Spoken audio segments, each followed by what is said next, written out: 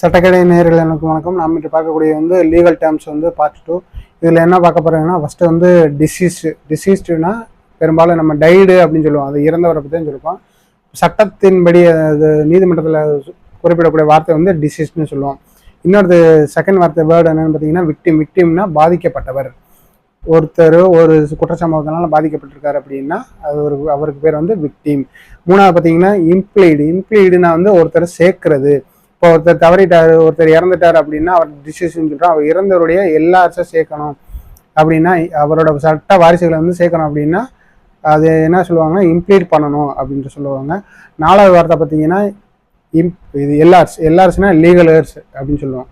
Legal ஹேர்ஸ்னா ஒருத்தர் இறந்து போயிட்டாருன்னா அவர் சட்ட வாரிசுகளை இம்ப்ளீட் பண்ணுறக்காண்டி சொல்லக்கூடியவர்கள் தான். சட்டப்படி அவர் வாரிசுல யாருக்காரோ, இப்போ ஒருத்தர் இறந்த பிறகு அவர் 3 பொண்ணு 2 பையன் இருந்தாங்கன்னா அவங்களை இம்ப்ளீட் பண்ணணும்னா அது லீகல் ஹேர்ஸ்.